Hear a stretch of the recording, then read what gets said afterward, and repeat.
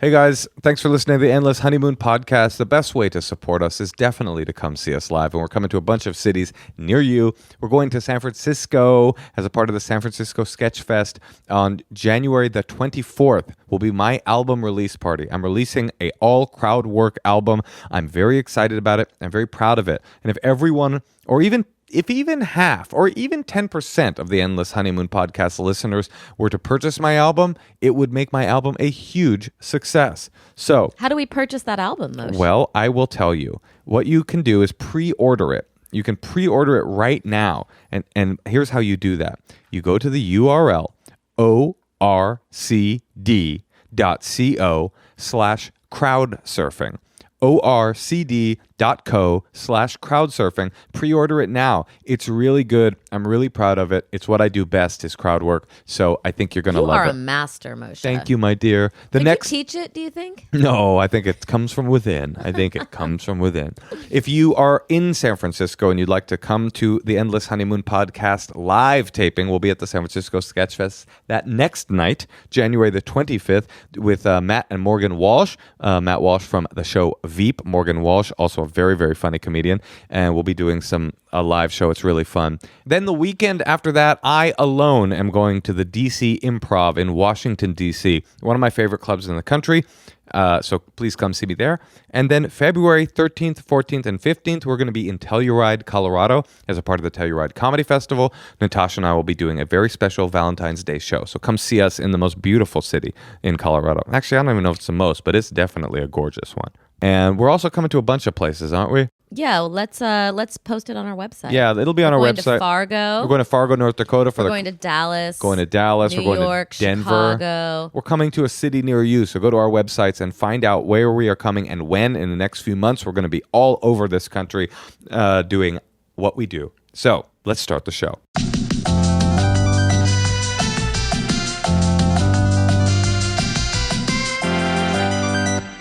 Hello, everybody, and welcome back to the Endless Honeymoon Podcast. My name's Natasha Leggero. And I'm Moshe Kasher. And we're here live and direct about to do some motherfucking calls. How are you, Tosh? I'm good. You okay? Well, I just haven't really transitioned from putting my child to bed. Right. Just to take you behind the curtain a bit. We just record this podcast in our house sometimes. And the baby's asleep right now. Baby upstairs sleep. But you had a rough time, eh? Well, for 2 hours, I would just like every single thing I would say, she'd be like, I want a cracker. I was like, you can't have a cracker. And she'd be like, ah! And then I was like, okay, let's go in the other room. Do you want to take a bath? I don't want to take a bath. Well, you have to take a bath. Like every single, and then she just started screaming, I want to watch a movie. That's kind of how I am when I ask for sex. Right? I'm like, I want to have sex. And you're like, not right now. And I'm like, ah! It is funny for everything to be like the biggest thing in the world. Like the way she's crying for things for a cracker, I've never cried like that in my life. I know. They always say like babies are so filled with joy. And it's such an illusion because it's like they're also filled with incredible despair over absolutely nothing. I mean, think about how bad your life would be if not getting a cracker would make you sob, like uncontrollably sob and scream to the heavens. That's not a good life. It's frustrating to be a baby. Yeah, you can't do anything without someone giving it to you. Like she just kept screaming, I want to watch a video. Yeah.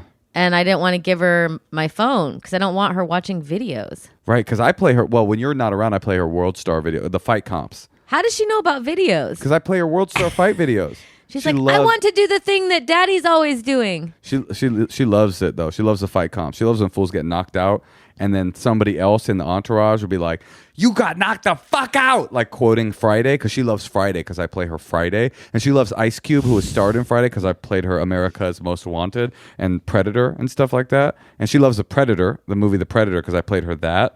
The famous horror film The Predator, starring Arnold Schwarzenegger. She also loves The Running Man, which is a more obscure one. She tried to watch Kindergarten Cop, but I was like, that's for kids. Let's watch some real shit. So we watched all the Terminator films. Then we watched Star Wars prequels. Then I watched the Reanimator. Okay, I already know she's only seen Coco. Well, it's you know what I realized today? I don't know if anybody out there cares about this, but for like, she's now almost 2, baby almost 2. She's almost ready to start cripping. And until this point, she's been like a flesh blob that's an accessory to our lifestyles. You know, it's like for the first like couple years, a baby just kind of does whatever you do, and you're kind of like, they're kind of like, I mean, you love them and you think about them all the time, but they're also, in terms of like your day-to-day activities, it's kind of like afterthought city, you know? Because it's like, oh yeah, I'll take you to the park, but really, mommy's got to go to fucking work and daddy's got to snort coke. I'm a coke addict. I never mentioned that on the podcast before. But anyway, now she's at this point where today it was a little cold out. We were both feeling a little lazy. We were up late last night, and we just kept her in the house all day. And she went fucking crazy. She was bored. She was crying. She wanted more. And I'm like, oh, we can't really get away with just doing what we want anymore. Got to get this broad in some outward bound or something. We took her to soccer practice yesterday. She had a visitor today. She went and visited someone today. I mean, she had a visitor today. She gets around. Somebody from the Andrew Yang campaign stopped by to tell us about universal basic income. Yang Gang. Are you ready to talk about who you're voting for? Do you know who it is? Don't know yet. Oh, me? Yeah. I'm voting for Bernie Sanders. Oh, you are? Well, I'm not a misogynist, so I'm not voting for him. I'm voting. Well, I'm having a hard time deciding right now between Donald Trump, Tom Steyer, or Michael Bloomberg. It's billionaire city for me, baby, because I got that billionaire mindset.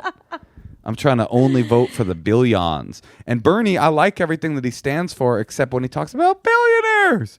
It's like, what if we become billionaires? Then what? Then what? You know what I mean? If you're a billionaire, you might as well just advertise to the world that you underpay your employees. You think that's always true? Unless you're an artist. I'd like to know what the point of being a multi-billionaire is. Like, I understand that with every like you're obviously you're in charge and you're taking too much of it for yourself. Right. You're just sort of like, maybe they have like the most balls. Well, I understand two things about. Like, I understand the billionaires like Warren Buffett Jr. and is he junior? I don't know if he's a junior. He's a junior, and Bill Gates Sr.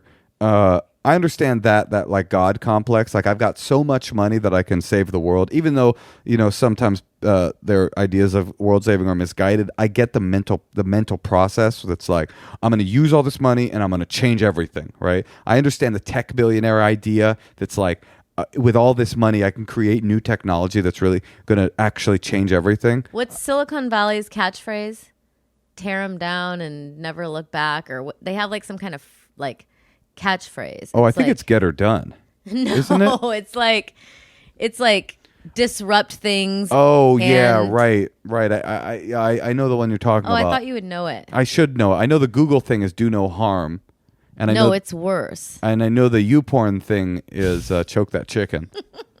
But I don't know. Yeah, I know what you're talking about. It's like, some version of like do it now and ask permission later kind of a thing. But more aggressive. I get all that. You know what I don't get? I don't get the like Bezos style billionaire. That it's like, be a billionaire and just take the money and kind of like take as much as you can and kind of like what's Bezos doing with all that money? Is he like, oh, dare I say I'm going to sell another widget? Like what? No, it's a sickness for power. Anyway, we're pitching a show to Amazon soon, so. Okay, well, do you want to get to our fight of the week? Oh, did we fight this week? Yeah. Wait, I was going to say one more thing about billionaires and Amazon and stuff like that. The truth is, like, people talk shit because the Ricky Gervais thing. People were like, were upset about that. I don't know if they were upset about the joke. I thought it was a great joke. The joke about if ISIS had a streaming platform, you'd be calling your agent tomorrow. It's a great joke. I love a well-crafted joke. I thought it was very funny. And I love skewering the phoniness that is Hollywood. Absolutely. Because everybody here thinks, people in Hollywood think that Hollywood is a confederacy of heroes that also do creative work on the side. I mean, they basically think the fact that they are politically progressive is like somehow that's a game changer. If I tweet, I'm going to tweet a thing and I've changed the world. I get how hypocritical that is. But on the other hand, we have to admit to ourselves that we're all stuck in this fucking corrupt, like rotten castle that is capitalism. And as they say, there are no ethical choices in capitalism. Like no one. That's why I hate when people say Obama bought a house on the beach, so how real could global warming be? Or Bernie Sanders has a vacation house, so how against billionaires could he really be? It's all bullshit. Everybody's stuck in a fucked up system, and we're all just trying to do the best that we can. We're all trying to make the best, most ethical choices we possibly can, which is why I'm not eating Orange Ruffy anymore. Thanks, Moshe. Okay. Yeah, what was our fight this week? You kept burping. No. Now listen, I'm chewing this nicotine gum, and it's got a real burperific effect on you. It's like there's a lot of acid happening. And she was like, "Could you stop burping, please?" And I was like, "Oh, sorry, I didn't really realize I was doing that." Well, you were like burping at the dinner table. Yeah, but would you rather me burp or would you rather me gasp and for air? I'm trying to chew my way to freedom. I hear you. I didn't realize it was because of the nicotine. Yeah, I just thought you were like burping at dinner a bunch. And she screamed at me. I didn't scream. Well, so you got close. She was like, "I just feel disrespected." I did not say that. Yeah, you absolutely said that. That I felt disrespected? Yeah, that I burped. You were like, "I feel disrespected by your burp." And it's like, no, because You I said asked that. you 3 times. right? And then then what'd you were say? like, and then you were like, okay, I'm sorry. Okay, I'm sorry. And then like 2 minutes later, you did it again. Well, that was my bad. That's what I'm talking about. Because I was like, But you said you felt disrespected by it. I don't remember what I said. Then you bummed a piece of nicotine gum off of me. I don't know if I said this on the last episode. You're the only person I've ever known who chews nicotine in order to elicit an addiction to nicotine. Not addicted to nicotine, chewing it so that she can develop one. And then she goes, "You know what? This is kind of burperific." I don't talk about how you constantly fart in the house. I did not say burperific. I don't talk about how you constantly queef and fart in the house, and you do. You know how many times I've been woken up in a cold sweat from a loud queef from Natasha lying next to me? And the dogs are startled? I'm serious. The dog puked the other night from a really strong queef. Our dogs are sick. You got to put your queef. You know what? I'm going to start putting a cork in you before we go to bed.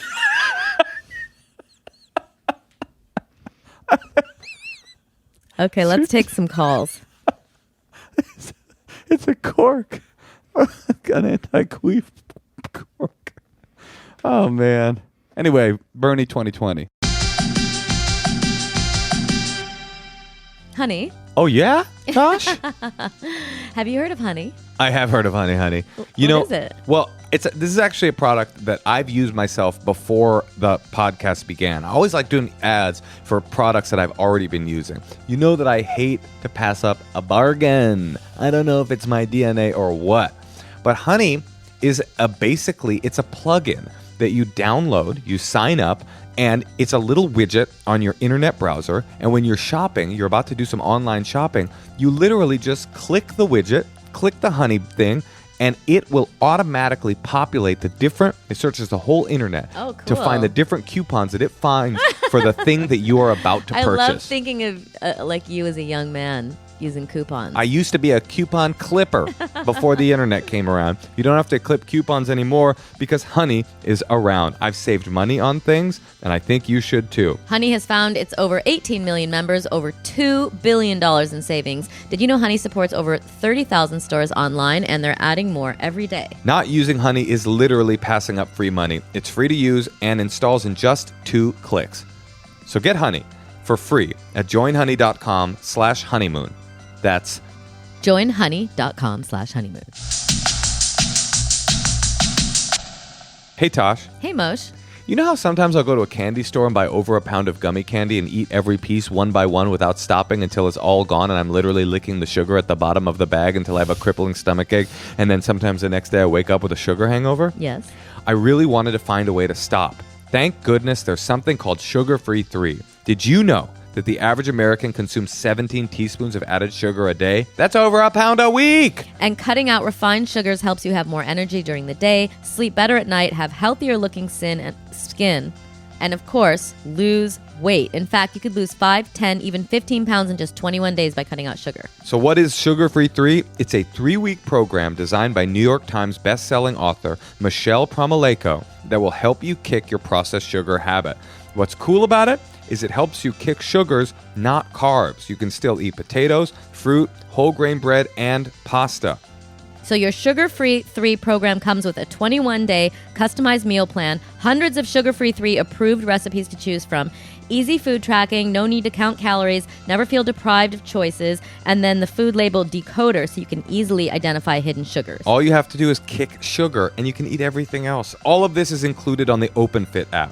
Thanks to a special partnership with Openfit, you can get the Sugar-Free 3 for free when you sign up for Openfit. You also get access to hundreds of on-demand and live trainer-led workouts, so you can exercise, feel good, eat good. There are 350 brand new classes every single week. Kick processed sugar in just 3 weeks, get healthier-looking skin, feel energized, and lose up to 15 pounds in just 21 days and Sugar-Free 3 on Openfit. Right now, our listeners are going to get a 14-day free trial membership to Openfit. Just text honeymoon to 505050 5050, the word honeymoon. Text them now. You get access to Openfit, Sugar-Free 3, all the demand online workouts, and nutrition information totally free. So text honeymoon to 505050. Standard message and data rates may apply. Let's call Quanah in Texas.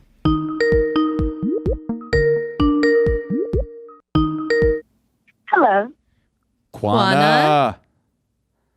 Hey, what's up? What's up? She sounds like she wants to get a drink with us. She sounds like a person in Texas. I'll tell you that right now.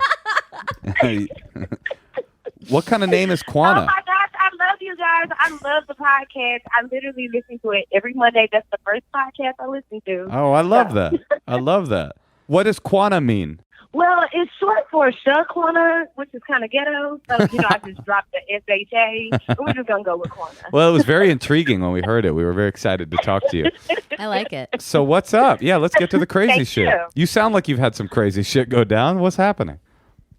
So my issue is, well, it's really not an issue, but so I've always been attracted to, white guys, but I don't know, how to approach them or, what my pickup line should be, That's my issue.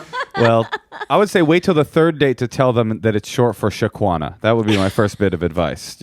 You got to ease them into that because it might be intimidating.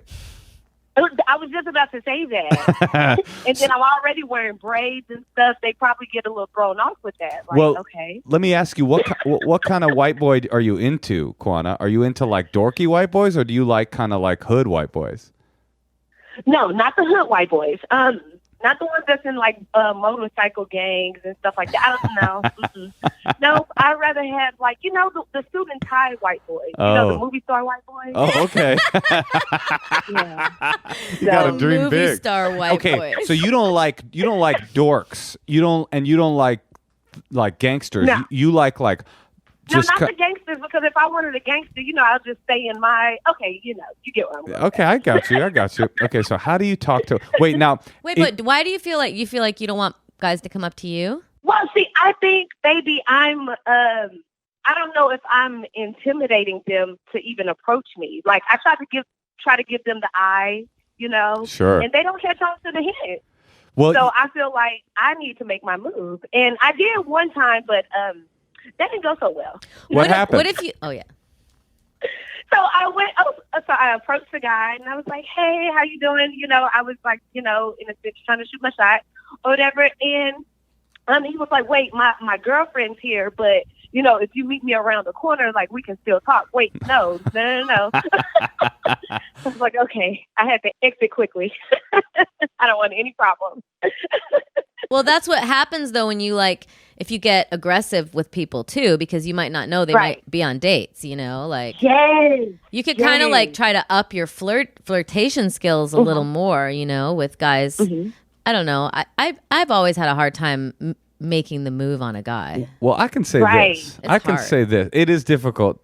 Natasha's right, but I can say this having grown up in a majority black city, that I think the general assumption, I think you're right, Quanah, that the general assumption of a corn-fed white boy walking down the streets of Dallas or Houston or wherever it is that you live assumes that you wouldn't be attracted to them. I think they assume that what is she? She doesn't want some dorky white boy with my muscles rippling through my Tom Ford suit and my 5 o'clock shadow and my movie star good looks. What does Quanah want to do with me, So I think I think I just need to put it on a shirt or something. So, like they'll know. Like I'm interested. Yeah, I am interested. Put it on a shirt and go to a Trump rally. They'd love you. Right. Moshe, what kind of pickup lines worked for you when you were out there? Well, I'll tell you, it's funny that you're saying this, Quanah, because I used to have a joke about the opposite. And by the way, just know I'm a married man, so I'm not flirting with you. But I used to have a joke about the opposite. On my first album, I had a joke about growing up in Oakland. I was saying, yeah, I want to date a black girl, but I don't want like a dorky black girl that like is like, you know, listening to punk rock and like shopping at Hot Topic. I'm trying to remember this joke. I was like, I want the real thing. I want a woman that's wearing The real thing. Yeah, I want a woman that's wearing a dashiki. I want a woman who's ashamed to be fucking me.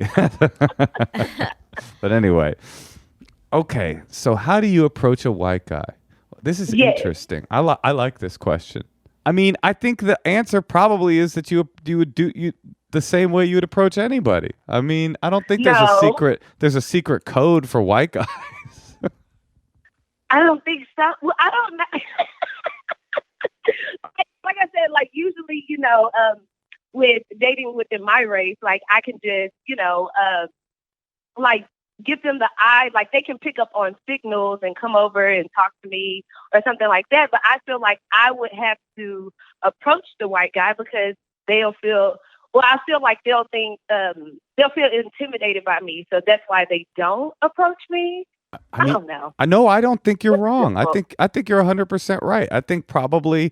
And then I really don't want to do the dating apps because a lot of my friends are on like dating apps, and you know, guys are looking for hookups, not like relationships. So that's why I was like, I really don't want to do the dating apps because I know that'll make things easier. You know. I mean, obviously, if you put in your bio, you know. Chocolate woman looking for white chocolate or something like that, you know, that would be very obvious. I mean, that is, I think, the power of dating apps. I hate that we often give that advice, but the power of dating apps is that you get all the bullshit out of the way automatically. Like every white dude who looks at your profile will see, she is interested in me, and then if they want a little piece of Quanah, then they'll hit you up, and then it's not like you have to sleep with them. You could just say, you could say, I'm looking for two things, a Helmsworth brother and a committed relationship. And that, and they got to get past those two things. What do you think, Tosh? I think that you should, on the dating apps, if they have like a profile music or something, you should like add Hootie and the Blowfish maybe. And then I don't think there'll be any question, and I think maybe you'll start to reel in your dream man. Right, or you could start going to. It's funny you said Hootie and the Blowfish. They got a black lead singer of all bands. But it does feel like it feels very white. Yeah, Dave Matthews, into Dave Matthews, Star Wars, and podcasts. If you just say those three things, I think they'll pick up on the signal. What do you think you like about white guys? It's just something different. Well, let's see. I really can't say what it is that I find so attractive with them. But I guess I'm just really sick of black guys, so I just want to try something different. Well, definitely don't use that as your opening line.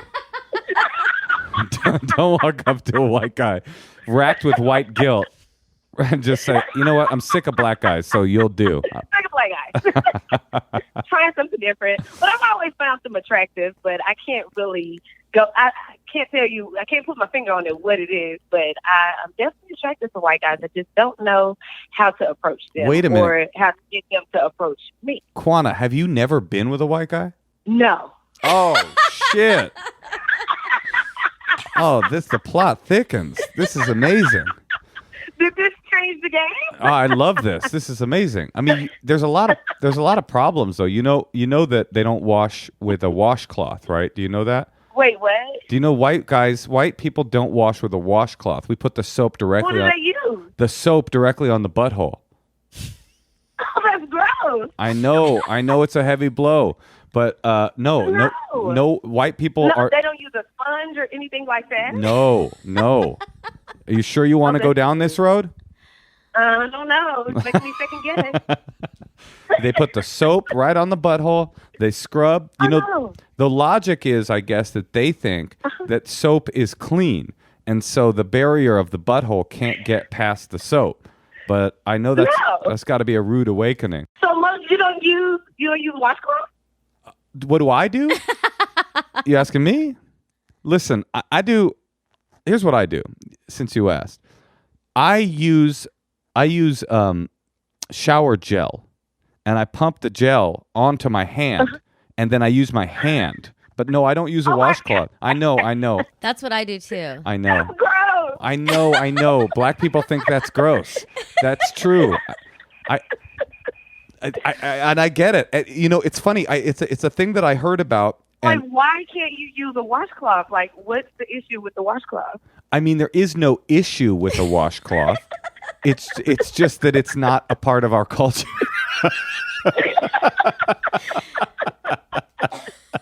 I mean, you know, it's funny. It's one of these racial stereotypes that you hear about. And when I heard that black people were appalled that white people didn't use washcloths, I was like, I thought about it, and I was like, you know, they are right. We are wrong. It is a lot cleaner to use a washcloth. And yes. It's a lot cleaner. But you know what it's like, Quanah? It's like, are you a side sleeper or a back sleeper or a stomach sleeper? Side sleeper. I'm a stomach sleeper. Have you ever tried to become a different side sleeper? No. Well, I have, because I don't remember why. Somebody told me sleeping on your stomach was bad for you. So I tried to become a back sleeper because I heard it was the best. And every night at about midnight, I would fall asleep on my back and I would turn over into my old ways. And that's what it's like with white people and washcloths. I tried when I heard about it. I was like, you know, that makes a lot of sense. It's exfoliant, and I don't touch my own skin. And I scrubbed with the washcloth. I felt cleaner. And then you know what? The next morning, I was pumping that gel and scrubbing my asshole directly, skin on skin. I just really don't think your hands can actually clean. You know, is really cleaning you. Like you need a washcloth. I don't have an argument. I don't have an argument for you. Or a sponge or something. A sponge. Quanah, I don't have an argument for you. I think that you're right. And yet I know that tomorrow. Quanah, let me ask you this, Quanah. Have you ever washed dishes with your hands? No. Have you? Yeah. Like if I don't have a rag, I can wash it with my hands, like hot water and soap in my hand. You've left me behind. Now Natasha's slightly wider than I am, Quanah. She'll even wash a dish. You know what she does? You know what Natasha does? This is a daily thing. Natasha goes into the shower. She scrubs her genitals. She comes out directly from the shower and uses that soapy genital water to clean our dishes. The poor baby. Listen, you're talking about a white baby, Quanah. She's going to be scrubbing her butthole before you know it. Unless you can come here and adopt her and teach her the wisdom of the washcloth. Oh, my God. Well, here I got her opening line. What is it? She can ask him if he uses the washcloth. I like that. Oh, my God. That's perfect. I like that. That's very good. So washcloth or your hand? Yeah. And he'll say hand. Your question. And he'll say hand, and then you know what you say? Make him feel stupid. Yeah, you make him feel stupid. You'll nag him a bit, and then you say, you should smell a body that's been washed with a washcloth. You'll never go back. You'll say, once you go wash, you know the old saying, once you go washcloth, you never go back. You never go back. Well, I'm actually genuinely excited for you. What I'm surprised about is that because this sounds like to me, because you've never been with a white guy, like this is almost like a dalliance. Like you're like curious what it'll be like to be with a white dude. But actually, right. The part where you're saying I don't just want to hook up, I want to kind of have something more. Is that what you're looking for? Something serious? Mm-hmm. That's kind of interesting because you don't know what you're getting into. I mean, the truth is everybody's just a human being. Oh, that's true. The truth is it's not. But I'm sure it has to be better than this. No, I no comment on that. Oh my gosh. Okay, well, keep trying. Amp up the flirting. Try your pickup line. Let us know. Okay. Date a white guy. I'm very curious. Have sex with him. Or hand. And you know what else I'll say? Not to be too woke over here, Quanah. It's funny that I'm the one that's saying this. But you know that there are just as many horrifying, trifling, sex-hungry, gross white guys out there as there are black guys. I mean, the truth is you're just looking for a good guy. And then also you're probably curious what it's like to hook up with a white dude. But like, Yeah. there's just as many shitty white guys out there as shitty black guys. I mean, it's just like guys are shitty. So what you're really looking for is a non-shitty guy. And if it's non-shitty you're looking for, you might not want to start with the demographic that doesn't wash their asshole with something clean. They might be shittier You know than what? you think. You might be right. Okay, well, let us know what happens. Yeah, will you do us a I favor? will. I'll have to call you with an update. Call us with an update, because now I'm really curious. I want to know what it's like the first time you go on a date, the first time you sleep with, and the first time, most importantly, you shower with a white boy. Right. All right, good luck, Quanah. Call us back for sure. Thank you. Okay. Thank you, guys. Bye-bye. Bye.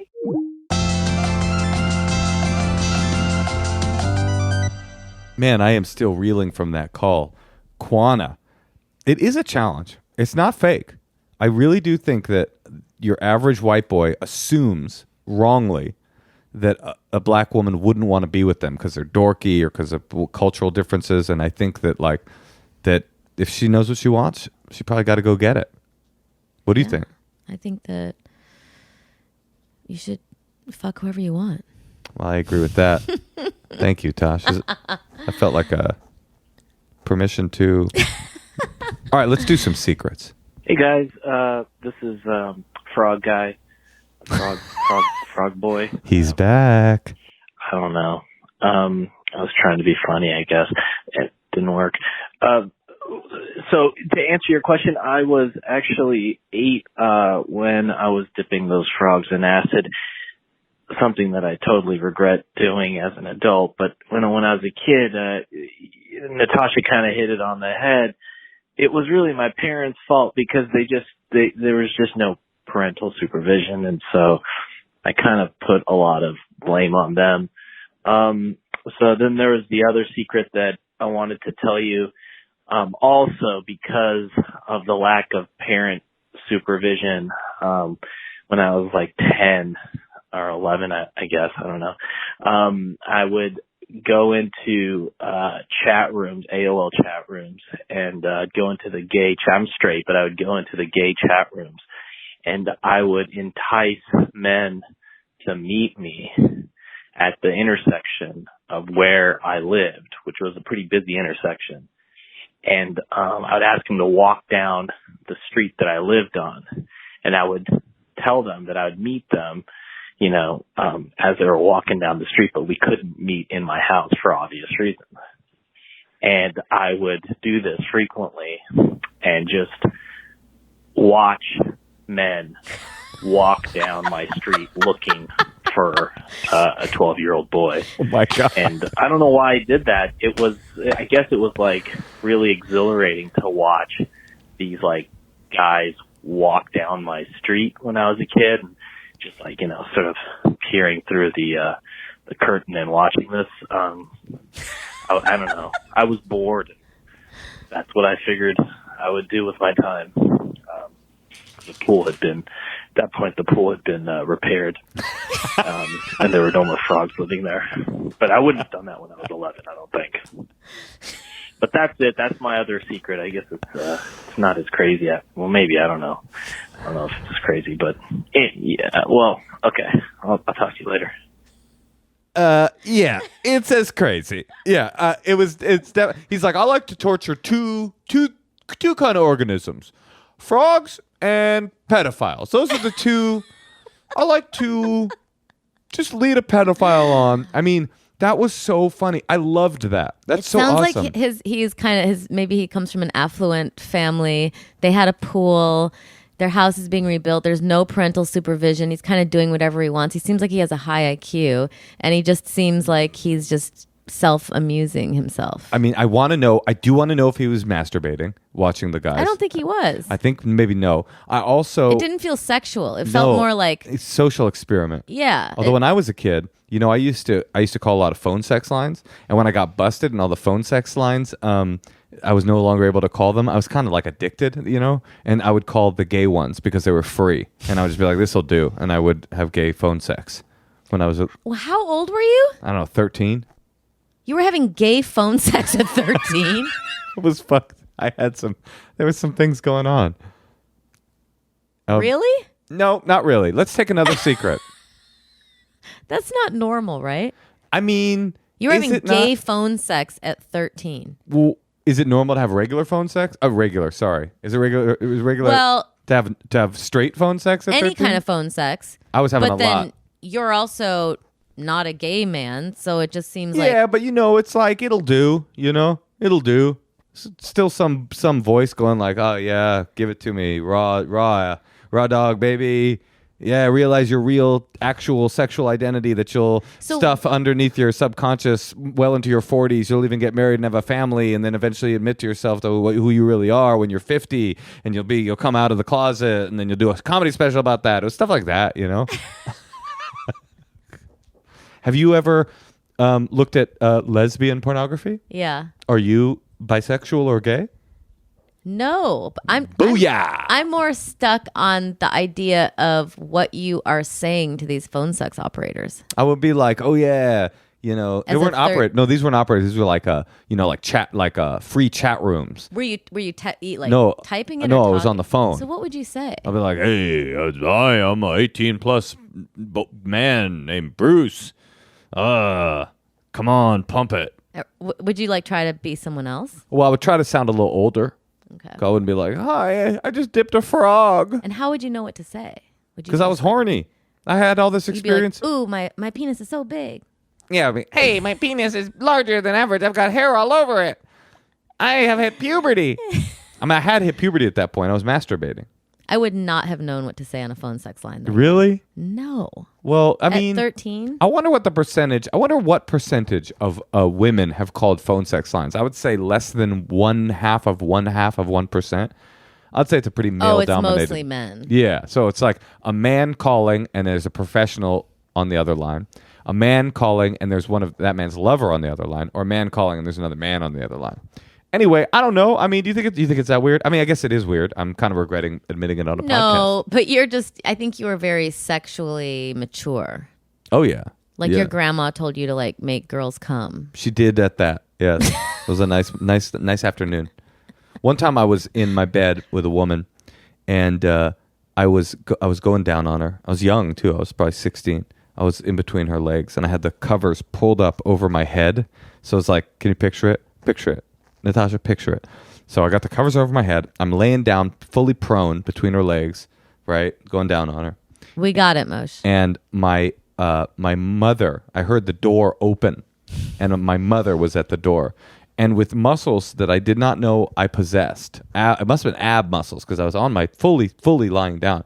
I leapt up and flew forward over my little lover with the pillow, with the blanket billowing behind me like a cape, and I jumped on top of her, covering her body. And then I heard the door from underneath the blanket. I heard the door slowly just click closed. And later my mom came up to me and you know what she said? What? I'm sorry for interrupting your private time. That's what you should say. Probably, but you also, I don't know if you want your 16-year-old son in the bedroom just eating pussy and I don't know. I would like to be like her. My mom would have just started bawling and been like, "You're grounded for a month." If my mom had started crying, I would have come immediately.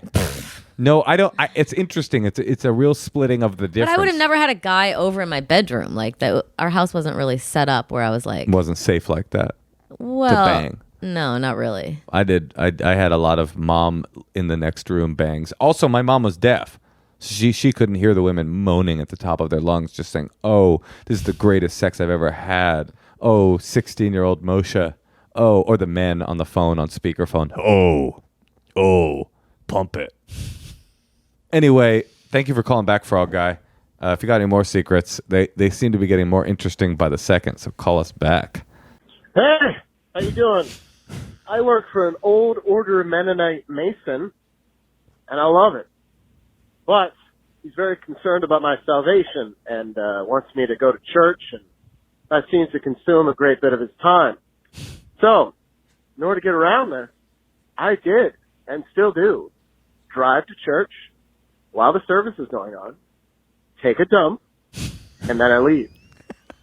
I did go to church, and you get a 50-50 shot. What is the sermon about? Well, it's usually about be good or God commands you to give us money. So, I go to church. My wife is happy that the bathroom doesn't smell. And I can say, hey, what church you go to? Well, he went to such and such. Sweet. Ends my conversation, and I can get back to work.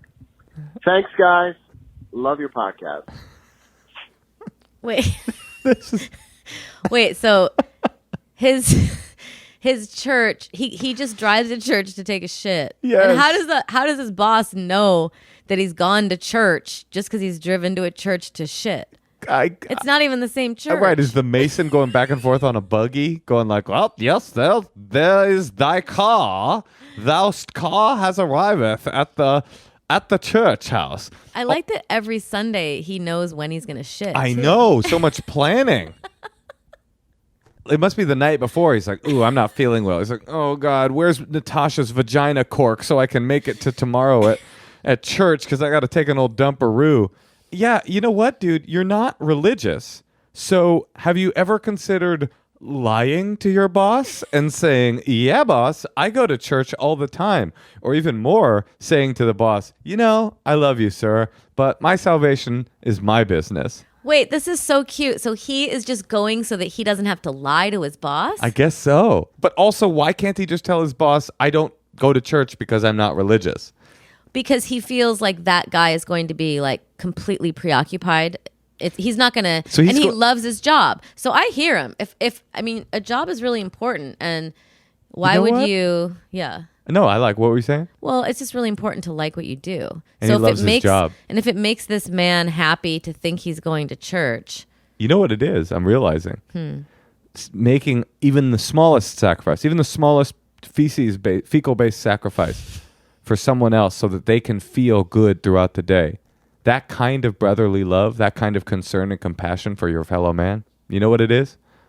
It's very Christian. So I think perhaps the road to salvation is your butthole. But you can also say something to him. Moshe, what's a good line to say? You're good at this. Like, God is in my heart and I have my own religion. I practice. I guess the idea is that you don't want to have a place. You have to tell them what your church of worship is. People like that want to know like where you're going to church. I am curious. Like, first of all, I love the idea. I mean, well, they believe in organized religion. How old school of a guy is that? He's not just a Mennonite. He's a Mennonite Mason.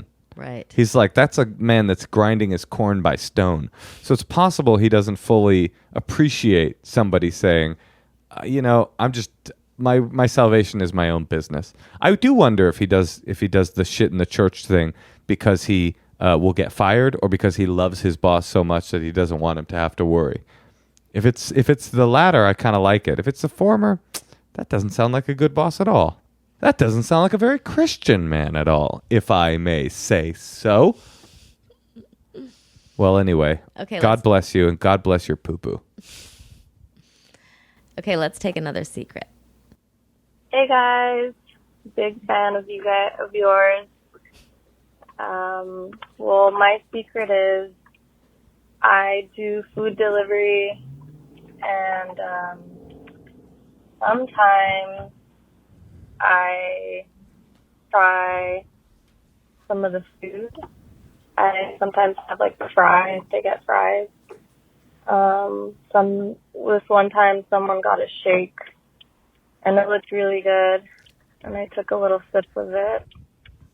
I'm not proud of this, and I would hate it if someone did that to me. But that's my secret. Bye. What the fuck? I feel like she's not alone. Hey, how about fucking kill a frog or something? Something decent that a decent human being would do. Kill a series of frogs in a vat of acid. Don't be a fucking animal. Lure a pedophile to your neighborhood. So she basically will like stick her hand in the bag and eat some people's fries. Unbelievable. But can't you tell if someone's been sucking on a milkshake? I mean, that's the part that's like beyond the pale. She's just like slurping on somebody's shake. What the fuck?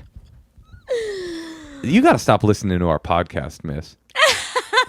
That is crazy. Although it's funny because it's like I kind of knew it already, right? Didn't you kind of already Yeah, know she that? was kind. Yeah. No, I just mean that it was that kind of thing happens in the world. Oh, I know. Do people really spit in your food if you're rude to the waiter or something? I'm sure. You worked in restaurants. Did you ever see something like that? I don't know. I mean, not really. I mean, at least But I'm sure it happens. at least she's just eating a fry and not spitting in the fry. Well, also maybe people are like, you're trusting people to deliver food. You're trusting a complete stranger. Like Marie Antoinette used to have like tasters taste her food. I do that. I give the food to our baby. Make sure there's nothing weird in it. Nothing Just poisonous. to make sure there's nothing weird in it, but we're letting people like, who we don't know, complete strangers, have an open bag that we're about to eat. I mean, I'm just saying maybe some people would like try to be evil or something. Yeah, I bet you. There's. She doesn't seem like she's trying to be evil. She seems hungry. She seems stoned and hungry. Because the two things she mentioned were fries and a milkshake. She's just rolling around town smoking blunts and going like, fries. That's what you get for having someone else deliver fries and milkshakes to your door when you're hungover, you know? I guess that's true. If you're going to be privileged enough to use food apps, it's a small price to pay. It's a tip. Consider it a tip, lady. I've come all the way around. Eat my fries. Just don't put your feet like your mouth on a burger. Don't take a bite of the burger. It would be funny if somebody ordered a Big Mac and it was what is the Big Mac song? 2 all beef patty, special sauce, lettuce, cheese, pickles, onions on a sesame seed bun. And if you got a Big Mac and it was bun, patty, lettuce, pickles, onions, bun, lettuce, pickles, bun, and you're like, "Where's my second beef patty?" And that lady was in her car just chewing on a little disc of beef. You got yourself a small Mac. Lady, come on. Buy your own fucking fries. Okay, now I think we should take the other call. Hey, Natasha. Yes? I've got good news and bad news. What do you want first? The good news? The good news is your tits have been looking very perky lately. What's the bad news? I haven't been able to see your nipples. Why is that? Because I've been wearing ThirdLove bras, Moshe. ThirdLove bras? What are those? They're designed for your perfect fit. ThirdLove uses the measurements of millions of women to design bras with all-day comfort and support. And they have a perfect fit promise. 60 days to wash it and wear it. If you don't love it, returns are always free. And then they give the returns away, by the way. Those returns come back, they've got Natasha's tit sweat in them, and then they're given to people in need. No, but what's so cool about these bras is they're in over 80 sizes. And I finally found out my size, AA. And it's not just a good fit, it's hands down the most comfortable bra you'll own. Take it from me, I wear them all the time when Natasha goes to work. Take your Fit Finder quiz, answer a few simple questions, and find your perfect fit in just 60 seconds. ThirdLove knows there's a perfect bra for everyone, so right now they're offering our listeners 15% off their first order. Go to thirdlove.com/honeymoon now to find your perfect fitting bra and get 15% off your first purchase. That's thirdlove.com/honeymoon for 15% off today.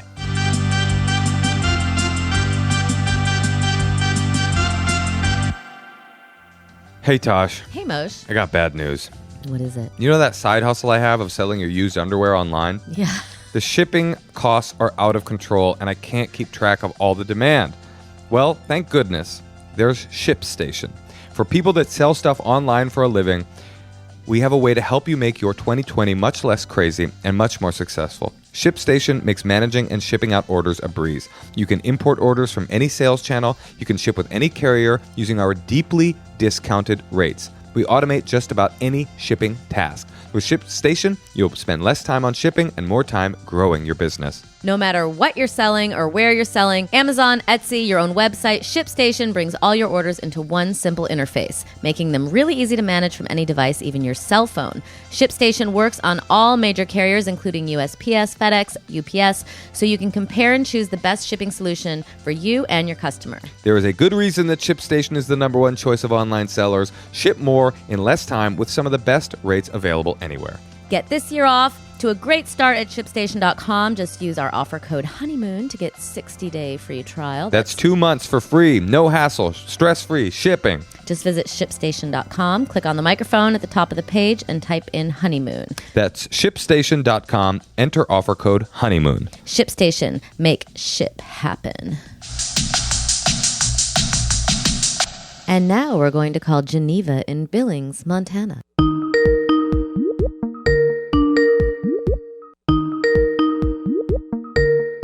Hello. Geneva. Moshe. Hi, how are And you? Natasha. Natasha. Hey, guys. How are you doing? Good. How's Billings? Oh, it's good. It's Billings. I love Billings. I love Montana. I've been there. Wait, I've what's hung up out. with Billings? Is it like a big city? It's the big city, right? It's the biggest city in Montana. Yeah, it's the big city of Montana. People travel here to do their shopping and other such big city things. I once jumped off a bridge in Billings, Montana, into a river. Which bridge? Well, it was probably 20 years ago, and it was a bridge that kind of stopped in the middle of a river, like it hadn't been completed. And so, does that ring a Okay. bell? No, not at all. I would have been 5 at that point. So, Well, okay. Hey, Geneva, who are you voting for? in the presidential election. Well, you don't have to say, but here's the thing. You live in Montana. Your vote is worth like 400 votes, isn't it? Yeah. You have great power, So- great responsibility on your fingertips right now, Geneva. Choose wisely. Yeah, well, I think at this point it'll either be Warren or Sanders. We love it. We don't call him Yeah. Sanders either. We call him Colonel Sanders. That's where we're from. Colonel Sanders. Sanders. You know, Natasha, you may not know this, but the one of the marks of distinction in politics in Montana is that is it your senator body slammed a reporter for asking him an aggressive question. Yeah, he's a total douchebag. Not a fan. Yeah, real bad guy. I love Montana and I love your state, and in fact, I think Natasha and I are coming there this summer to we're going to go You're kidding. check out the big sky. In Montana? Oh, Well, I did not say I'm going to Montana. we're going to Yellowstone, which is mostly in Wyoming. Oh, But we're okay. going to swing through Montana because I think it's so beautiful, and I think you'll love it. Okay, I'll come. There you go. yeah, Natasha, you'll love it. Take my word for it. Really? It's truly a beautiful, special place. Oh, cool. I'm excited. I actually know nothing about it. It's got a big sky and a lot of anti-meth billboards the last time I was there. Yeah. Anti-meth billboards and pro-life billboards. So you'll love it. You'll love it, Natasha. Yeah, you'll love it. Actually, Yeah, Natasha you'll might love not it. like it because she loves abortion and is a methamphetamine addict. So, okay, Geneva, tell us why you called. Okay, so I have been dating my boyfriend for a pretty long time. We've been together for about a year and some change. And we seem to work through problems pretty well, except for one thing, which is his massage therapist is also his ex-girlfriend. Yeah.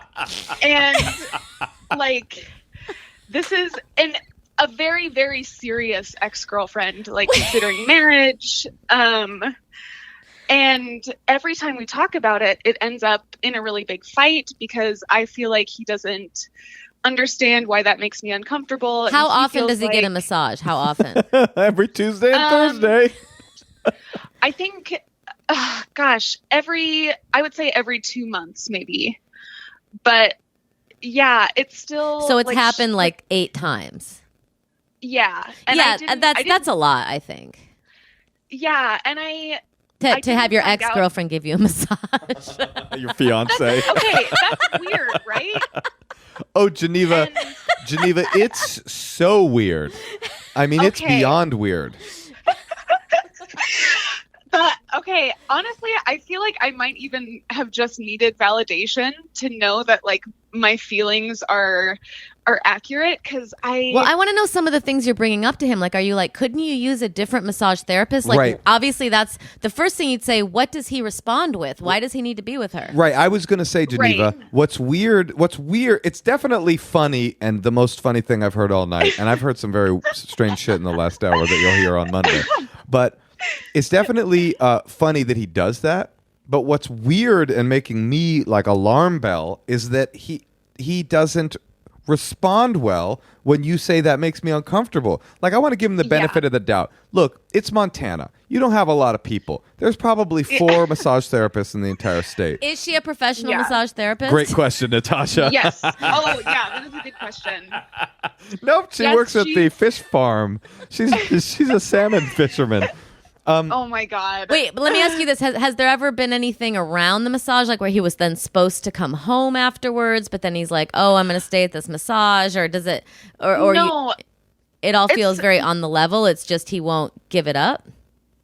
it's just Like, do you think he's having sex with her?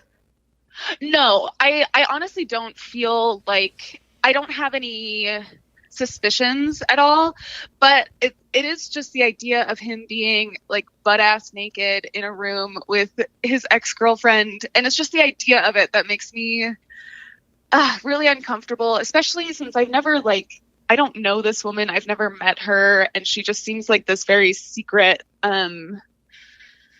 I don't know, it just feels really icky. And I explained to him, like, I won't necessarily ask you to find a new massage therapist, but I just want you to understand. Hold on, Geneva. No, okay. I found the problem, because I'm over here thinking, here's how this conversation should go. I'm the guy. Okay. Okay, Geneva, you come to me and tell me what your tell me your issue. I'm your boyfriend. Oh, I love salmon and I ride horses. I love Montana. My boots are caked with the mud of red clay. That's actually pretty accurate. Okay. But so I feel uncomfortable with you getting massages from this woman. I think I know for a fact there are many other massage therapists in Billings that are probably just as good. I guess that would kind of be it. Okay. All right, here I go. Ready? Yeah. Hold on, let me finish this salmon. Oh my God. This boysenberry. What kind of berry? You got those fun berries up there. Huckleberry sauce, beurre blanc on this salmon that I just caught fresh out the river. You know what, honey? Geneva, What? Let's have a little convention. Let's have a little Geneva convention. That's funny. I haven't heard that one before. Hey, don't make fun of me vis-a-vis my favorite comedian, Moshe Kasher. Love that Jew. You know what, honey? I assure you nothing is going on between me and my ex. And I promise you, absolutely nothing is going on. But hearing your concern, you mean so much to me that just because it makes you uncomfortable, I will find another massage therapist. Now, that's what you should say. That's the obvious thing to say. And then he could say something like, you know what? She's important to me because I had a long relationship with her. So would you be okay? What does he say? Would you be okay with me having coffee with her once a year or something like that? I mean, the idea that he can't break himself away from her slathering his rippled salmon fisherman body with oil. I mean, it just doesn't make sense. No. It doesn't make sense. I get a massage probably once a month, more than that. I love massage. Yeah. And it's like, if something even slightly weird or uncomfortable happened with a massage therapist and Natasha didn't want that person around, I'd just be like, okay, I'll go to a different massage therapist. Right. Wait, I want to know, what has he said when you've asked him about it? Yeah, what's his response? So he's been like, well, is it like, do you not trust me? Like, do you think that there's something going on between us? And I obviously say no, because I truly don't believe there's anything going on. And then I explain, this is how I feel. And he says, well, massage is really important for my healing or whatever. And she's the best that I've been able to find. And I want to support her business and all of this. And then it sort of ends up in a place where I look like I'm not supporting what he needs and wants, which is always a weird place to be in, because that's obviously not the case. But I guess it's just finding that balance between honoring my discomfort while also like allowing him to make his own decisions. I don't know. He offered to buy me a session with her. He's like, you're gonna love it. You'll never come harder in your life. Yeah. And it's just, I think his insistence to keep seeing her it just makes me uncomfortable. Did he break up with her? Did he break up with her? Yes. So it sounds like maybe he feels a little guilty too, like he bought like a 12-pack of her massages for her business, and like he's trying to support it, and maybe he feels guilt, and it's his way of like, trying to like be like, I'm sorry that I am not marrying you. There's a term. Right. There's a term. I hate to use a woke. But it's still, I don't know. If it's bothering you, like Moshe said, you should get out. Yeah. Right. Okay. There's a term for the way that he was talking to you. I hate to use like a woke buzzword, but there's a term for that. It's called gaslighting, making you feel crazy for your own discomfort. Like, I'll tell you a little story. I hate that. Hey, yeah, it's awful. I'll tell you a little story. I once went on a date. This is when I was first in therapy for trying to figure out how to be in a relationship. This is long before I met Natasha. I went on a date with a woman, and we went on one date. I bought dinner, and then we went on another date, and she invited 2 people to come on the date. That was actually a whole other bizarre story, which was that the couple, I'll just quickly tell you, the woman had met the man on a suicide hotline. She was calling. Oh. She was calling as a suicidal person. He was the counselor. He then somehow roped her into dating him, brought her into AA, and became her sponsor. It was the most toxic shit I'd ever heard in my life. Oh my God. But that's neither here nor there. She invited these 2 people out. We went out to eat. And at the end of the meal, I was young too. I was broke and young. I didn't have any money. At the end of the meal, I didn't pay for her meal, right? And when we got home, because she had invited these people, it was awkward. I paid for my portion. I was young, whatever.